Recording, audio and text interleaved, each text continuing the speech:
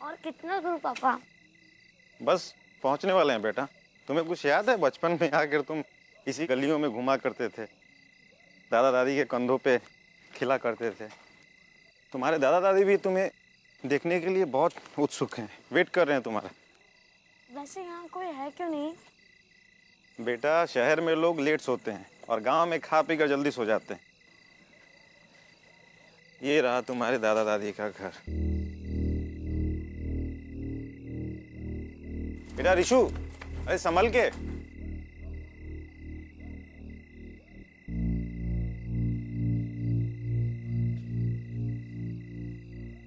दादा! बेटा दादी! रिशु, बेटा अरे रुको तो सही, लाइट तो जलाने दो। इस गांव में लगता है अभी तक लाइट का प्रॉब्लम सॉल्व नहीं हुआ।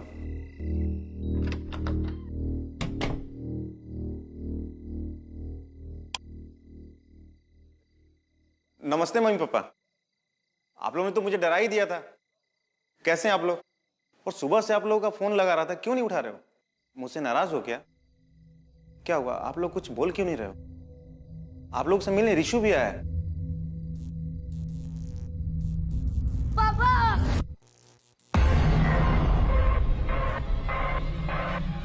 क्या हुआ? क्या हुआ बेटा?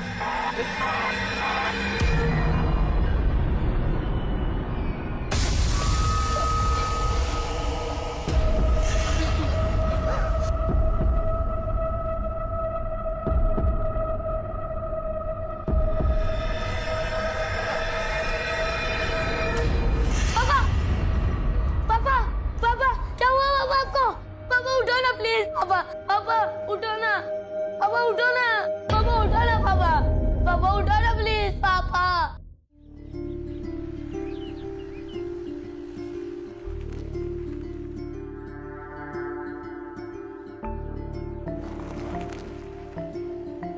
एएसपी अदिति शर्मा। अच्छा बताओ, ऐसी कोई किताब बनी है जिससे तुम्हें जाना जा सके? क्यों? ऐसा क्यों बोल रहे हो? नहीं, कभी कभी हीरो की तरह गुंडों से लड़ पड़ती हो। सारे भूत प्रेत दोस्त थे तुम्हारे। अपने डैड का फोन आते ही बच्चों की तरह उछल पड़ती हो। और कभी कभी गुमसुम रहकर किसी सोच में रहती हो। वैसे फिलहाल क्या सोच रही हो? कुछ नहीं। वैसे आप मेरी पर्सनल लाइफ में इतना इंटरेस्ट क्यों ले रहे हैं एसीपी साहब? अरे इतने दिनों से एक साथ काम कर रहे हैं, इतने सारे केसेस एक साथ सॉल्व किए हैं। एक बार तो तुमने मेरी जान भी बचाई है। अब अपने कलीग के बारे में थोड़ी बहुत पर्सनल इंफॉर्मेशन रखने का हक तो बनता है। अच्छा, इससे पहले जो कलीग थी उसके बारे में सब पता होता था? इससे पहले सिर्फ एक ही कलीग थी मेरी। उसे ठीक तरह से जान नहीं पाया। शिवानी। एक अच्छी ऑफिसर को वनराज ने मार दिया और मैं कुछ नहीं कर सका। विक्रांत, खुद को दोष देना बंद करो। जो भी हुआ उसमें तुम्हारी कोई गलती नहीं थी। वनराज खुलेआम घूम रहा है, उससे बड़ी क्या गलती हो सकती है? विक्रांत, मुझे खुद से ज्यादा तुम पर भरोसा है कि तुम वनराज को ढूंढ ही लोगे।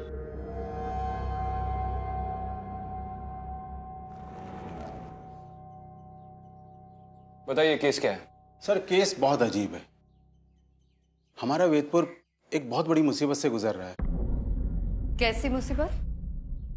प्रिया, बच्चे को लेकर आओ। बैठो बेटा। सर, मैं तो आपको सिर्फ उतना ही बताऊं जितना मैंने सुना है। ये रिशु है। बेटा, सर को बताओ आपने क्या देखा था?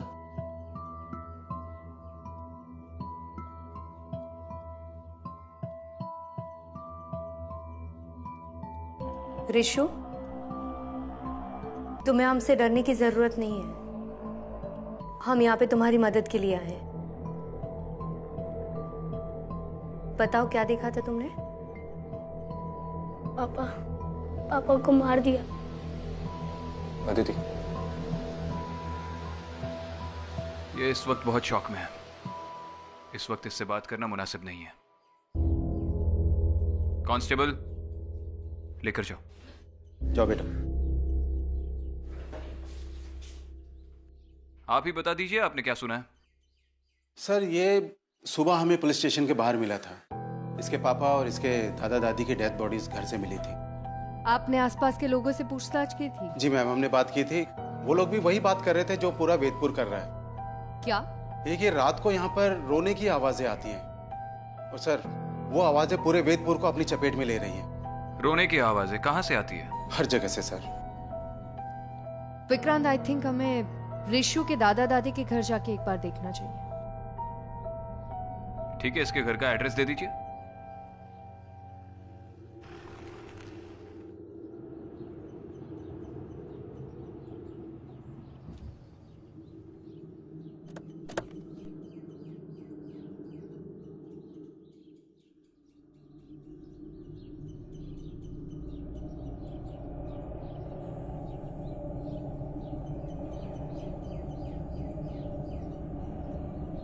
यही है।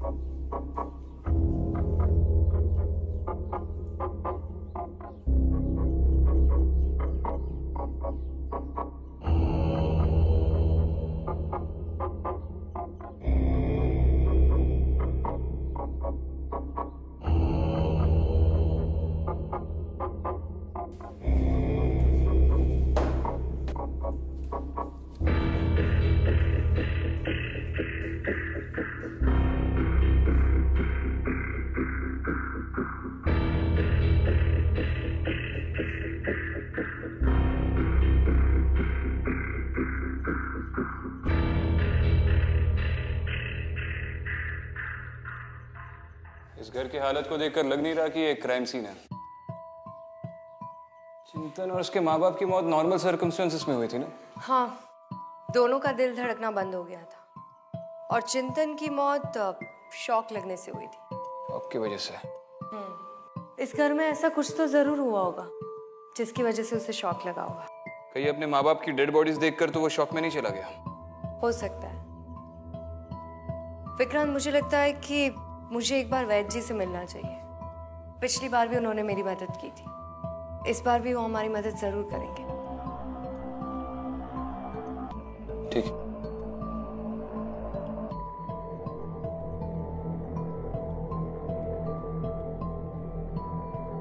ठीक है, मैं गांव वालों से जाकर मिलता हूँ, तुम वैद्य से जाकर मिलो। ठीक है।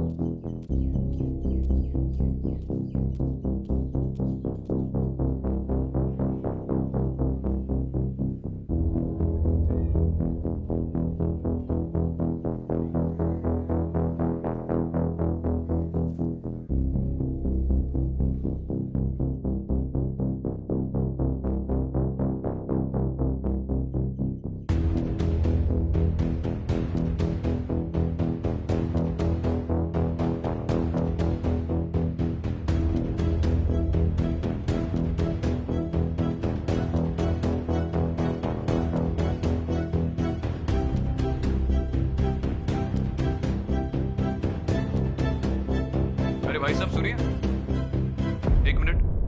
जी बोलिए। मैं विक्रांत सिंघल, मुंबई पुलिस एसीपी। आपसे चिंतन के बारे में थोड़ी बात करनी है। जी बताइए। आप जानते हैं चिंतन को? उस रात को उसके परिवार के साथ क्या हुआ था?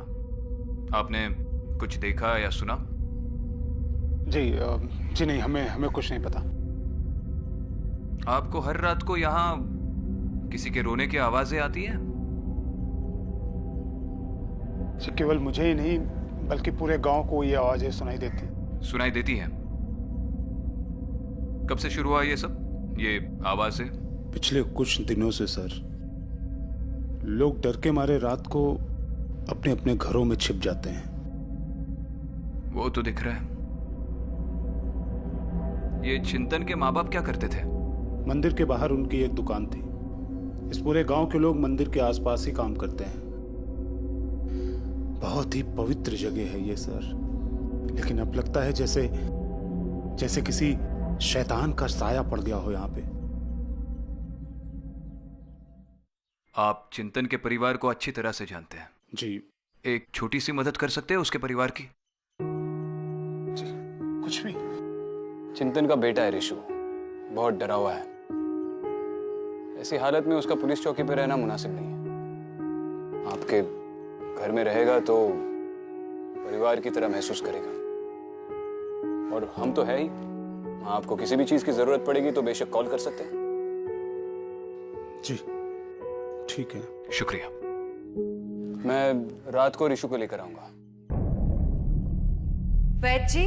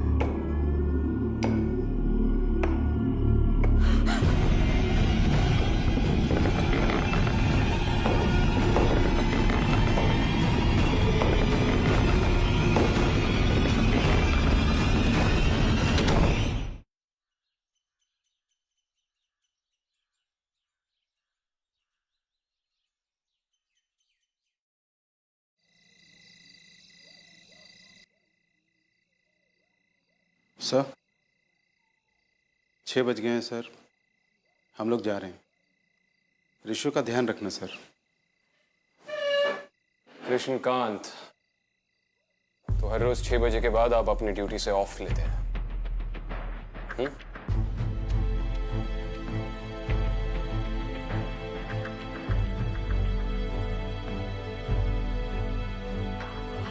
ड्यूटी ज्वाइन करने से पहले आप सबने एक शपथ ली थी कि ये देश, इसके सारे लोग हमारा परिवार है और किसी भी हालत में हम अपने परिवार की रक्षा करेंगे, याद है? और जब वेदपुर को आपकी सबसे ज्यादा जरूरत है तो आप भीगी बिल्ली की तरह 6 बजे के बाद अपने घर में घुसकर चुप रहे। अगर 9 से 6 की ड्यूटी करनी थी तो कोई और ड्यूटी कर लेते, पुलिस में क्यों भर्ती हुए?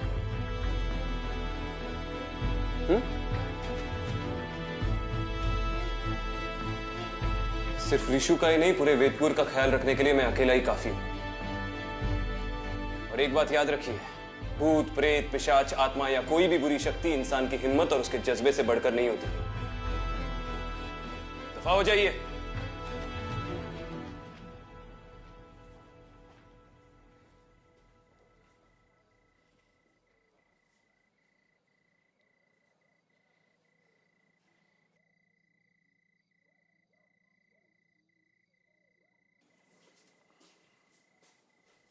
ऋषु, ऋषु, चलो उठो। तुम्हें तनुज अंकल के घर पे छोड़ देते हैं। नहीं, मुझे वहां जाने से डर लगता है। मुझे वहां नहीं जाना। डर लगता है?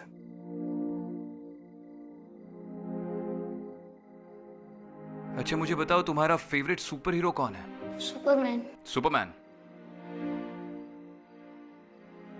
ऋषु, बचपन में एक बार मैं साइकिल चलाते चलाते गिर गया था। तब से साइकिल चलाने का खौफ मेरे जहन में बैठ गया, मेरे दिमाग में बैठ गया। मुझे बहुत डर लगने लगा साइकिल चलाने से। तो मैंने अपने बाबूजी से जाकर कह दिया कि इसके बाद मैं दोबारा कभी साइकिल नहीं चलाऊंगा। तो उन्होंने मुझसे कहा कि बेटा, अगर जिंदगी में आगे बढ़ना है, कुछ बड़ा बनना है, तो जिस चीज से तुम्हें सबसे ज्यादा डर लगे, सुबह उठकर सबसे पहले वही चीज करो। और उस साल स्कूल की साइकिलिंग कंपटीशन में मैं फर्स्ट आया। तो अब तुम भी मत डरो। ये देखो, इस पर्ची पर मैंने अपना फोन नंबर लिख दिया है, ये अपने पास रखो। अगर तुम्हें वहां पर कोई भी प्रॉब्लम आए तो मुझे फोन कर देना, मैं सुपर हीरो की स्पीड से वहां पर पहुंच जाऊंगा, ठीक है?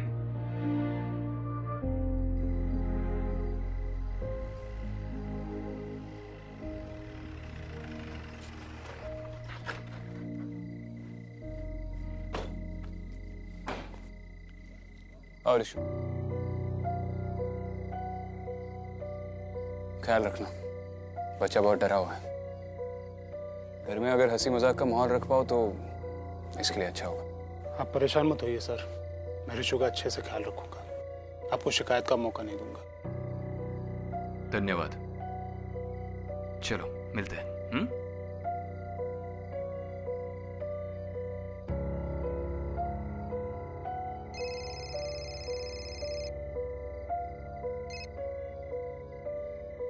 हाँ दीदी। कहाँ हो विक्रांत? ये ऋषु को छोड़ने आया था, बस निकल ही रहा हूँ, मिलते हैं।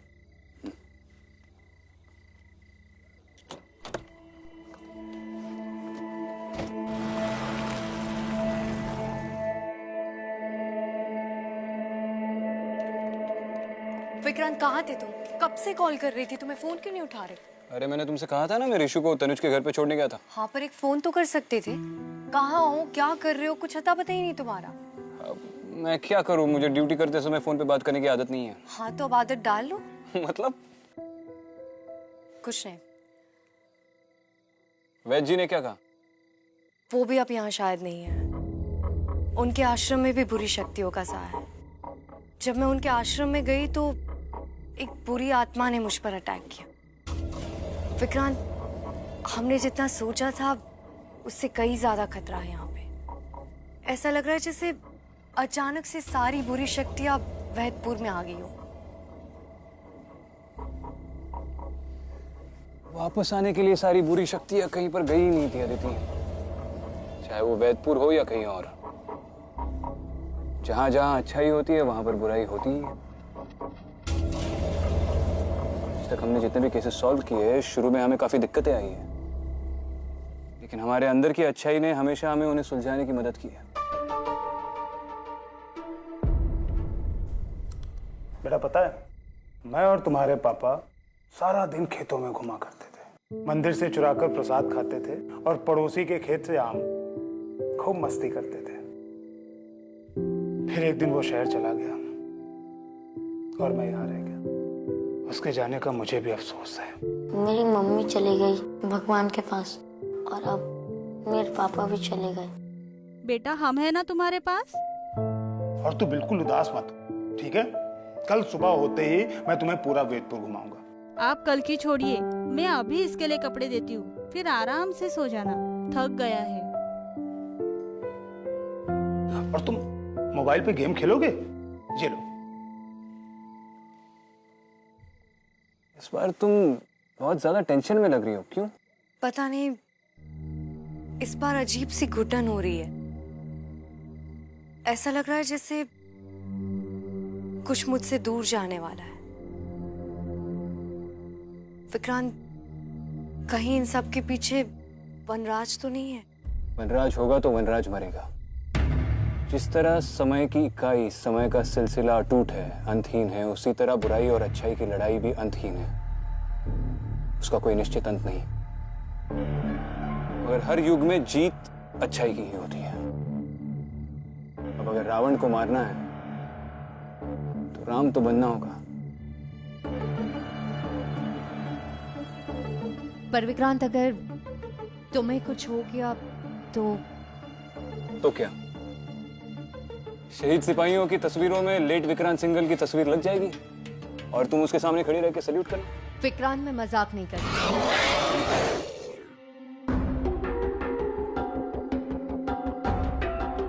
लगता है अब जाने का वक्त आ गया है। मतलब तुम उस तरफ जाओ, मैं यहाँ पर देखता हूँ। विक्रांत, अपना ध्यान रखना। तुम भी।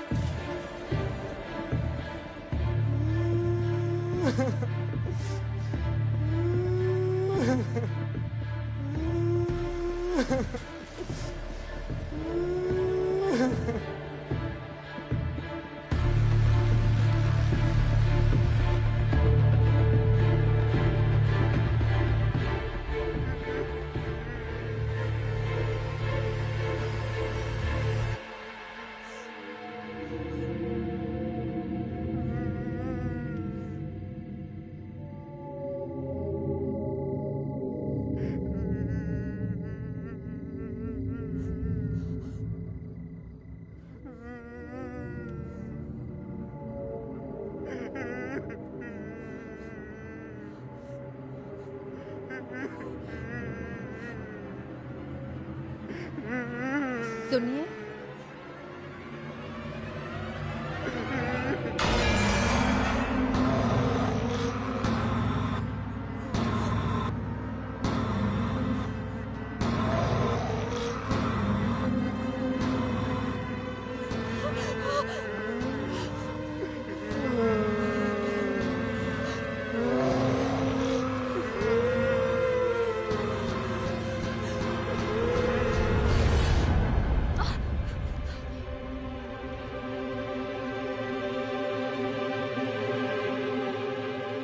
जी आप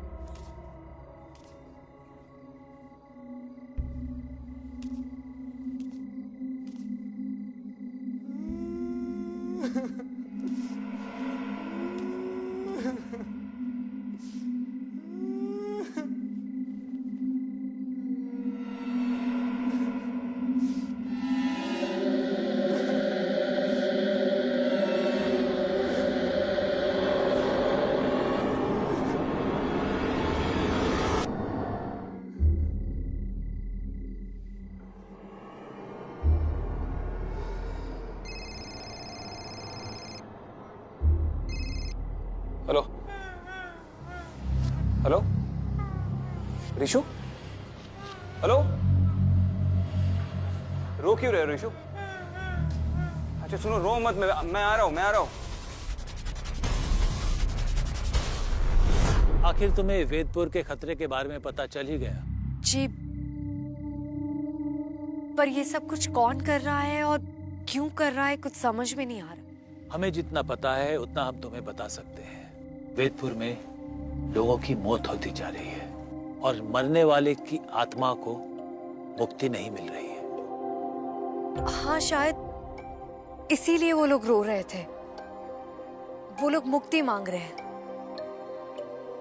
पर वैची, ये सब कुछ यहाँ वेदपुर में ही क्यों हो रहा है? अदिति, तुम्हें मैंने पहले भी बताया था, वेदपुर वो जगह है जहां पर रावण ने पहली बार धरती पर कदम रखा था। लेकिन इस बार रावण ने नहीं, एक शैतान ने हमारी धरती पर कदम रखा है। वो शैतान जोरों से अपना जाल फैला रहा है। शैतान? कहीं वो शैतान वनराज तो नहीं है? शैतान के अनेक नाम होते हैं, कभी किसी रूप में और कभी किसी और रूप में प्रकट होता है। हो सकता है वेदपुर में वो वनराज के नाम से आया हो। हाँ, लेकिन उस शैतान को मारने का, उसे खत्म करने का कोई ना कोई तरीका तो होगा ना? उस शैतान को मारने का सिर्फ एक ही तरीका है, वो मैं तुम्हें बता चुका हूं और तुमने देखा भी है।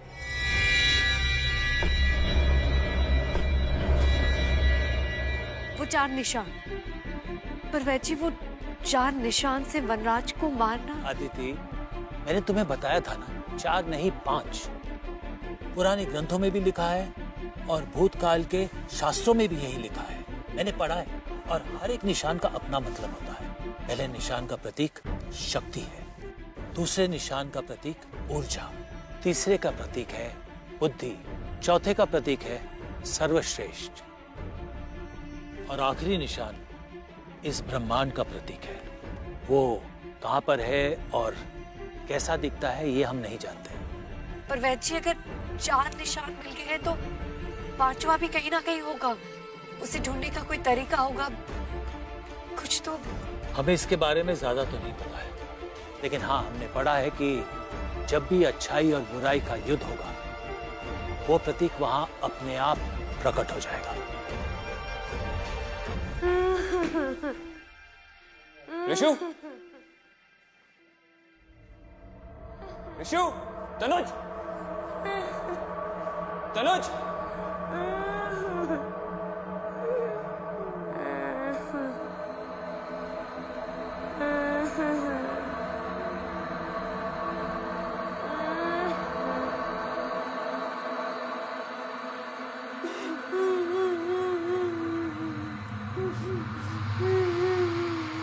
ऋषु,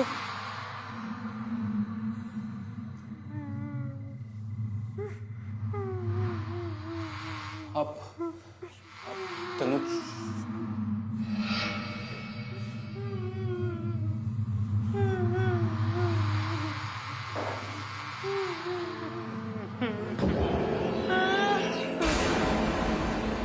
तनुज,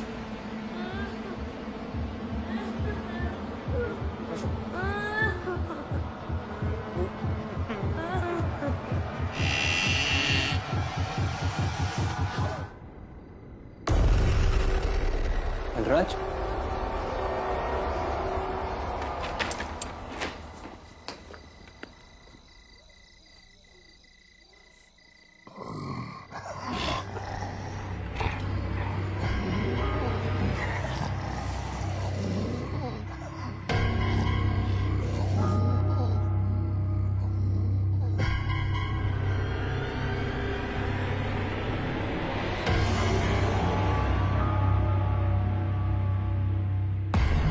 वैची ऐसी अच्छाई, ऐसी शक्ति, वो कौन है जो वनराज से लड़ पाए? वनराज से लड़ाई बहुत पुरानी है अदिति। सबसे पहले उससे लड़ने आया था सिद्धांत। सिद्धांत जोगलेकर, शिवानी का भाई। सबसे पहला निशान हमने उन्हीं की डायरी में देखा था। उसके बाद आई शिवानी, उसके बाद आई तुम और वो विषकन्या अनन्या। और मुझे पता नहीं कि तुम ये बात जानती हो कि नहीं, तुम, सिद्धांत, उसकी बहन शिवानी और वो विषकन्या अनन्या एक ही अनाथ आश्रम से हो। रामेश्वर शिशु मंदिर।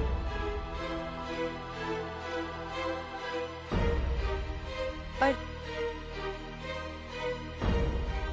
आप ये बात कैसे जानते हैं? तुम्हारे जाने के बाद जब हमने वो 5वां निशान ढूंढना शुरू किया, तब हमारे सामने वो 5वां निशान नहीं आया, बल्कि तुम्हारी कहानी हमारे सामने आई। क्या? अनाथ आश्रम के जलने के बाद सिद्धांत और उसकी बहन शिवानी को एक परिवार ने गोद ले लिया था। सिद्धांत की 2 बहनें और थी, एक अनन्या और एक मैं।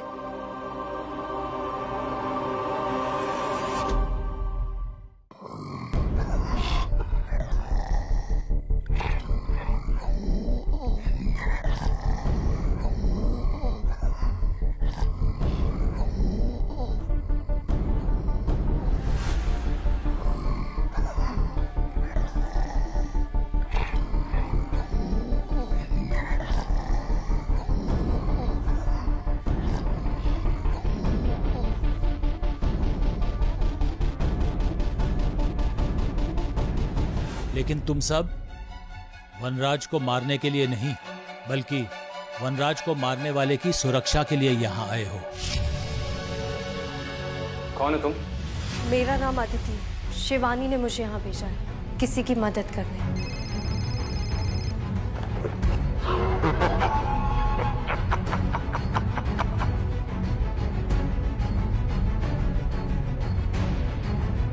अब अगर रावण को मारना है तो राम तो बनना होगा। मतलब वनराज को कोई खत्म कर सकता है तो वो है विक्रांत।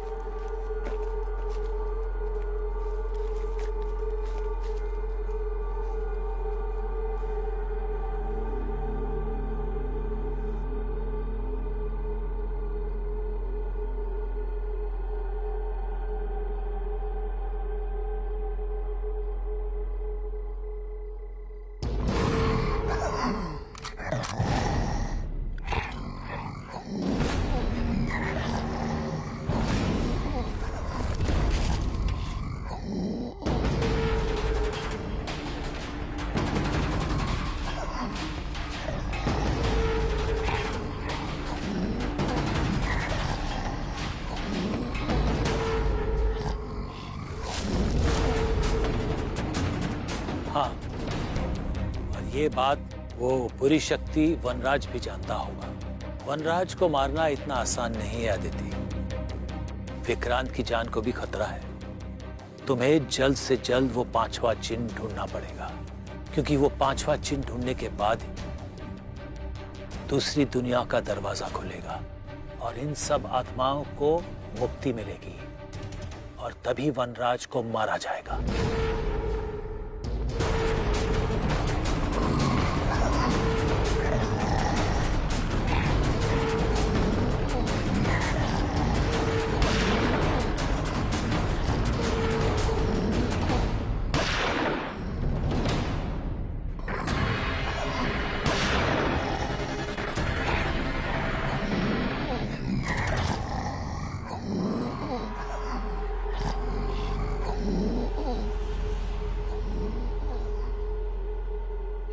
लेकिन वैद्य जी, मैं वो 5वां चिन्ह कैसे ढूंढूंगी?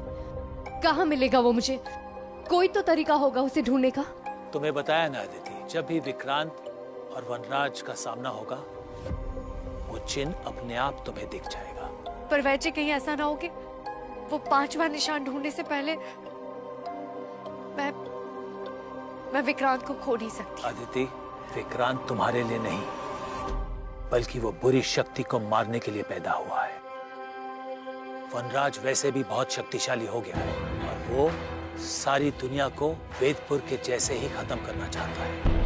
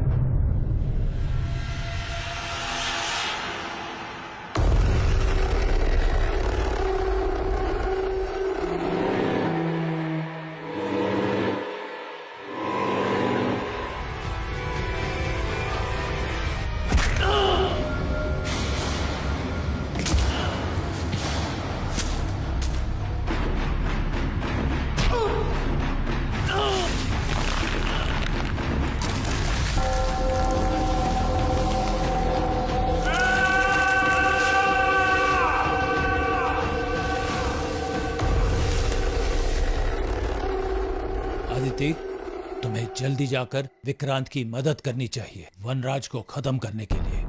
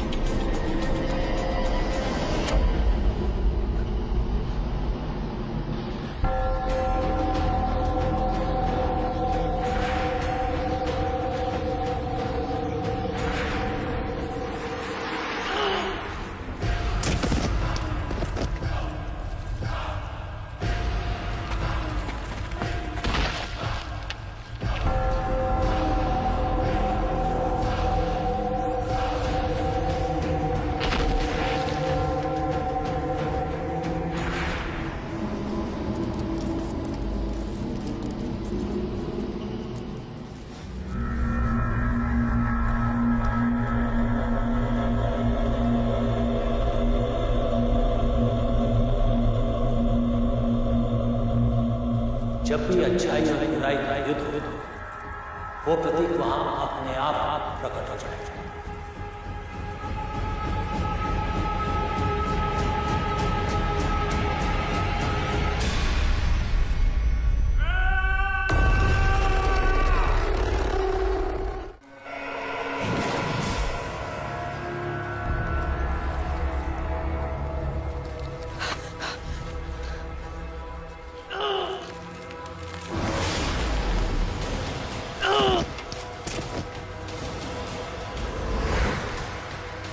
चार निशान प्रकट हो गए, तो पांचवा निशान भी यहीं कहीं होना चाहिए।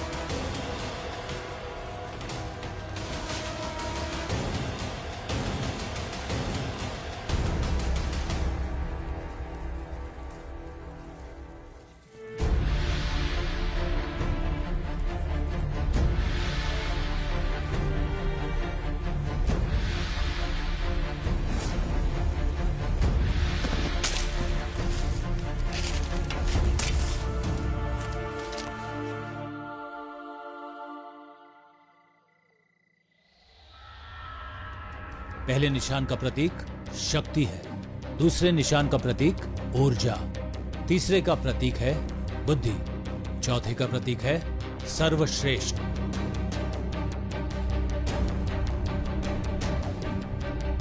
और आखिरी निशान इस ब्रह्मांड का प्रतीक है।